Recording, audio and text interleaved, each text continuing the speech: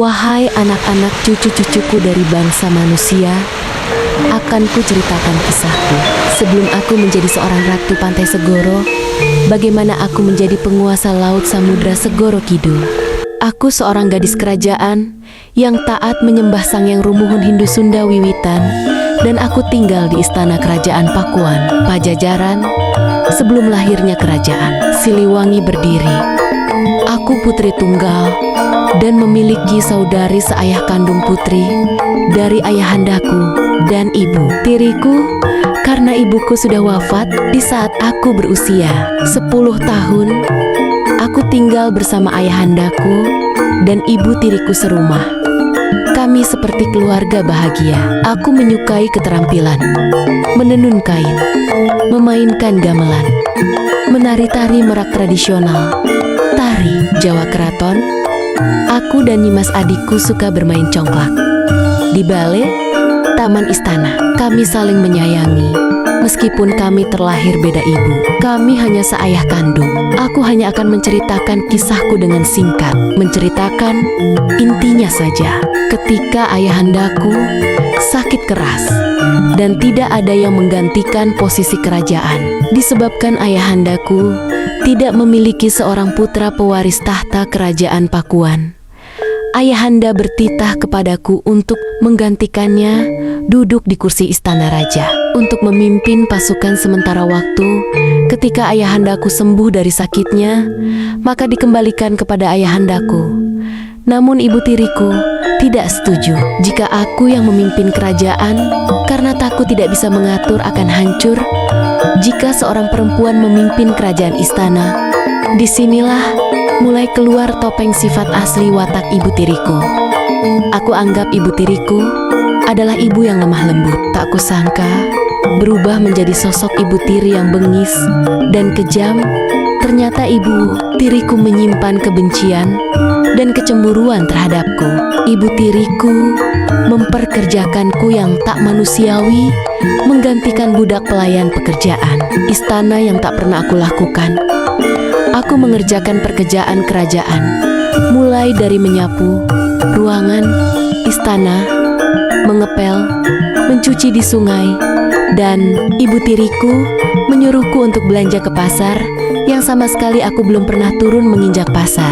Ibu tiriku menyuruh 2 patih prajurit kerajaan untuk mengawasiku.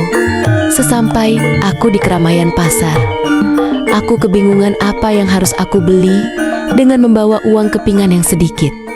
Aku hanya bisa membeli sayuran, tidak cukup uang untuk membeli lauk pauk. Dengan rasa malu orang-orang memandangku terkesima. Dengan menyapa ramah senyuman, aku hanya menunduk rasa malu. Tidak sengaja aku jalan, bertemu nenek tua sedang mengemis meminta ke arahku. "Neng gelis, nyuhungkan mak sadakohna." Dengan rasa hati kasihan, aku hanya menjawab ke nenek tua pengemis itu, "Emak, aku tidak punya apapun makanan atau uang. Tapi aku hanya punya anting emas yang dipakai. Tidak apa-apa anting ini. Untuk emak, jual buat beli beras dan lauk pauk." Sang nenek tua itu mendoakanku dengan tangis yang bahagia. "Terima kasih, Neng. Emak doakan Neng gelis dilindungi oleh Sang Yang Rumuhun dari mara bahaya, murah rejeki, sehat panjang umur. Sekali lagi, emak, terima kasih sama Eneng gelis." Aku menjawab sama-sama emak. "Kalau begitu aku pamit pulang." "Iya, Neng, hati-hati di jalan." Kemudian aku mencium tangan nenek tua itu. Hatiku aku merasakan kebahagiaan bisa menolong orang yang membutuhkan dalam hatiku. Aku tidak mengharapkan balasan apapun.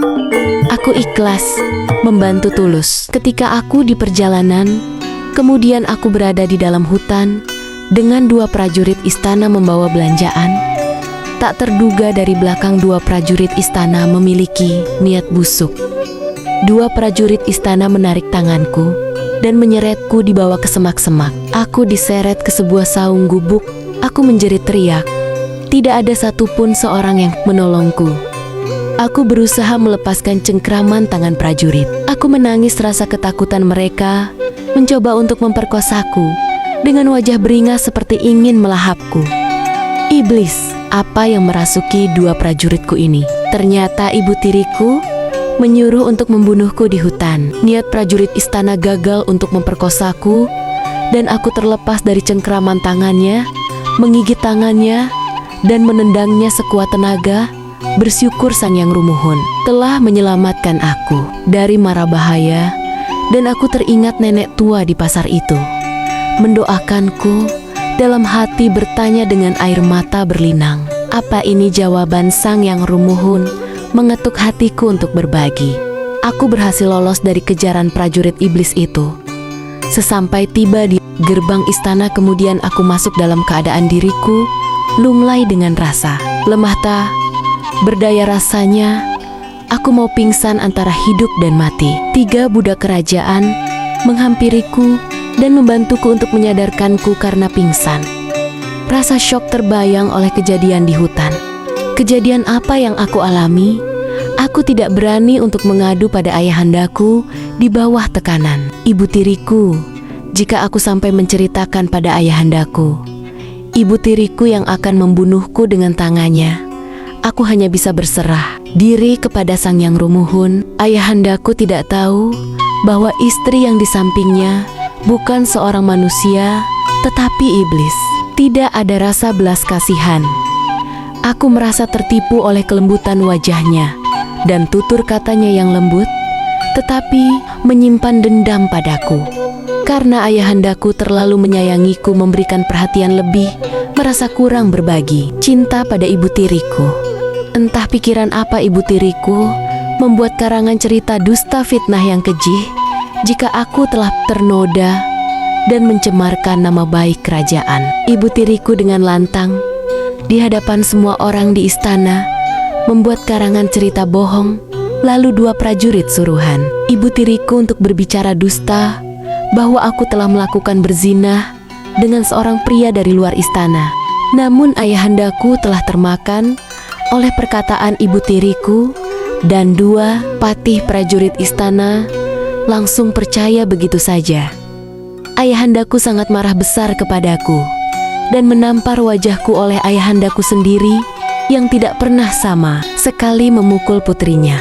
Tapi apa yang dilakukan ibu tiri sungguh biadab. Lalu ibu tiriku menyuruh aku harus meminta maaf, bersujud di kaki ayahandaku dan ibu tiriku, kesalahan yang tak pernah aku lakukan. Kemudian ayahanda membuang muka padaku karena rasa jijik. Lalu ayahanda menyuruhku untuk masuk ke dalam kamar untuk dikurung, jangan keluar istana. Aku menoleh ke arah ibu tiriku, begitu sangat bahagia, sumringah melihat putri kesayangan ayahandanya menderita. Di dalam kamar tidak henti-hentinya aku berdoa memohon ampun kepada Sang Yang Rumuhun untuk diampunkan dosa ibu tiriku dan melembutkan hatinya.